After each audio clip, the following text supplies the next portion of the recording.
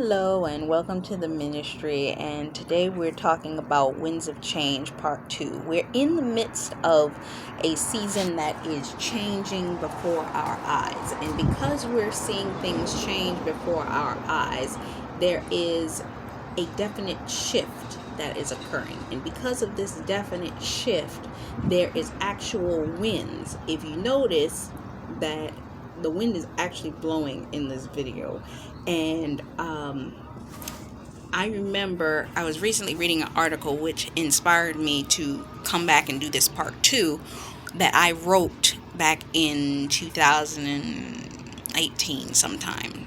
And in the midst of writing that article, around that time, I was dropping change. And I always tell people this: if you're dropping change, change is coming to your life. But you have to receive the change that is coming into your life. So, this is a season that will be marked by change, but we have to walk into the change that is coming. It says in Isaiah 43:19 that for I am doing a new thing, shall you not perceive it? God is doing a new thing for his people in this season, and because he is doing a new thing, some people may not perceive it, but if you are listening, it also says in one of the scriptures, it talks about one of the prophets, I believe it was Elijah, that it had been a drought for 3 years, and he had prophesied rain. He kept telling the man, go back, go back, go back, because he hears the rain. We are hearing of the manifestation of the promises in our life. One of the young women I listened to, she basically put it like this, that if you are hearing of it, that means it's in your neighborhood. And she was depicting the fact that she was waiting and waiting and waiting for the lawnmower people to come to her house, and they came to the house next door, and she was upset. It's like, why didn't they come to my house? I've been telling them to come for days. If it's in your neighborhood, it's coming. Everybody I know is either getting blessed, feeling the ramification of the pre-breakthrough emotional breakdown, or they are feeling the breaking. And I have a little bit of an example. I broke my finger. I've accepted it. It's broke. I broke it back in about 6 months ago. We have been in COVID times. People in this city, they don't even want you to go to the hospital. If it was at the time, didn't want you to even go to the hospital unless it was an absolute emergency, because they had too many COVID people. And by now, I'm just like, this darn thing has healed on its own. I tried to fix it, and it didn't work. I'm going to get new insurance. All things are going to work together for my good. But there are things in this season that are coming together in such a way that you may not understand it. It may make no sense. It seems like it's out of order, out of place, and you're trying to figure out, why is it taking so long? Why is this happening the way that it's happening? We can't seem to perceive it. And the fact of the matter is, things are changing. I remember around that same time, I had an interesting encounter. I went to the beach when I was in New York, and it was one of the famous beaches. And it's weird, every time I went there, I had an interesting encounter with something or somebody. I encountered this man this day, and he and I ended up in a conversation. He was a cancer patient. He had been at stage 4 cancer. He had sold off. This man was a multi-millionaire, I tell you. And he didn't want to give none of his money to his family members, and he gave all of his money away charities and all of these types of things. And we talked for a few minutes, and I was like, can I pray for you? And when I stood up and I prayed for this man, he started hooting, hollering, screaming. The spirit was on this man like I ain't never seen the spirit on nobody never before. Not even the people you see running around the church. I ain't never seen it like this. And he was praising Jesus like I had never seen it. Shifts are imminent. There's about to be a breaking. There's going to be prosperity, and you have to be ready to receive. There is a move of God that is happening, and in this shift, God has been telling you to move, and you will move. A friend of mine tells me all the time that her family raised her to say,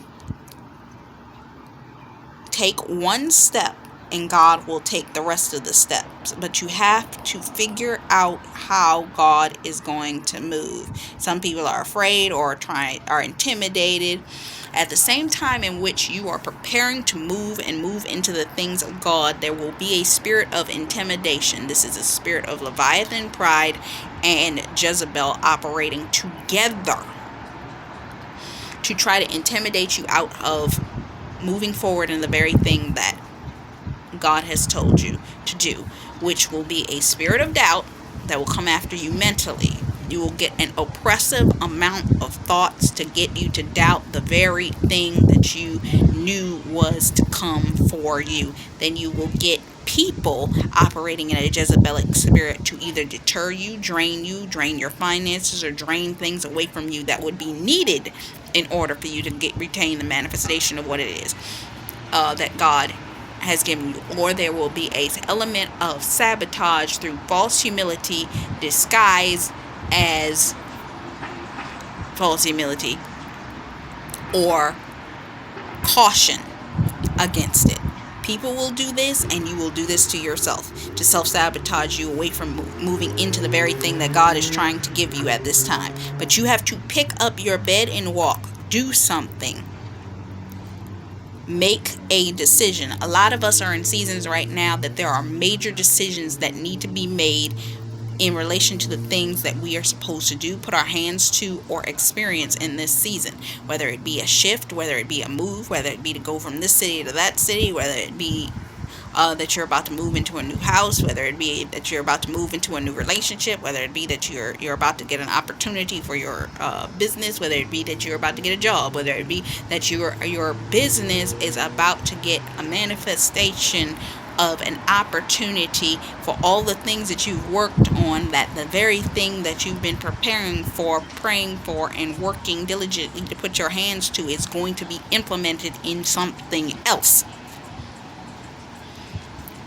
But you must stand in that. Some of the people are standing for marriage. Some people are standing for financial releases, supernatural transfers of wealth, all these kinds of things. But you got to stand in that. Major decisions are being prepared to be made, and you will have to make a move. God will move you from the point in which you are and move you forward. A lot of times people have been trying to figure out the physical things that we need to do to put into action our faith. At the same time, we must use wisdom as we move, because God is moving, and the moving is in a mighty way, but we can't do it in our own way. We have to do it with God, not trying to figure it out.